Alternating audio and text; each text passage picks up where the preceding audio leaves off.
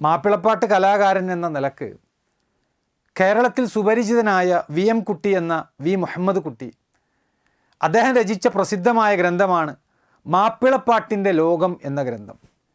ഈ ഗ്രന്ഥത്തിൽ മൊഹീദ്ദീൻ മാലയുമായി ബന്ധപ്പെട്ട വളരെ പ്രധാനപ്പെട്ട നിരീക്ഷണങ്ങൾ ഗ്രന്ഥകാരൻ നടത്തുന്നുണ്ട്.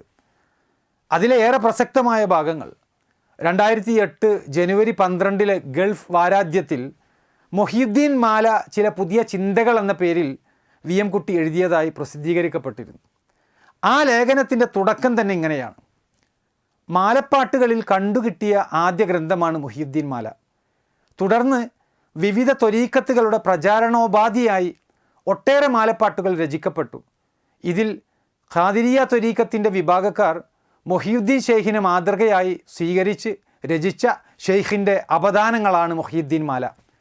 മൊഹീദ്ദീൻ മാലയിലെ ഇതിവൃത്തം പ്രത്യക്ഷമായും നേർവായനയിൽ ഷെയ്ഖിൻ്റെ കറാമത്ത്, അത്ഭുത സിദ്ധികൾ വിവരിക്കുന്നതായിട്ടാണ് കാണുന്നത്. ഇതിനുശേഷം വി എം കുട്ടി എഴുതുന്നത് വളരെ പ്രധാനപ്പെട്ട ഒരു കാര്യമാണ്. അതിപ്രകാരം നമുക്ക് വായിക്കാം: മൊഹീദ്ദീൻ മാലയിലെ വരികൾ ശ്രദ്ധിക്കുക. വല്ലേ നിലത്തിനും എന്നെ വിളിപ്പോർക്ക് വായ്കൂടാതുത്തീരം ചെയ്യും ഞാൻ എന്നോവർ. ഈ രീതിയിൽ അള്ളാഹുവിൻ്റെ കഴിവും ശക്തിയും മൊഹീദ്ദീൻ ഷെയ്ഖിന് ഉണ്ടെന്ന് വിശ്വസിക്കാവുന്ന തരത്തിൽ പാമരരായ ജനങ്ങൾ മൊഹീദ്ദീൻ മാലയെ വിലയിരുത്തുകയും ഖുർആൻ കഴിഞ്ഞാൽ ഏറ്റവും ആദരിക്കപ്പെടുന്ന ഗ്രന്ഥം ഇതാണെന്ന് വിശ്വസിക്കുകയും ചെയ്തു. പലരും ഇന്നും ഈ വിശ്വാസം കൊണ്ടു നടക്കുന്നുമുണ്ട്.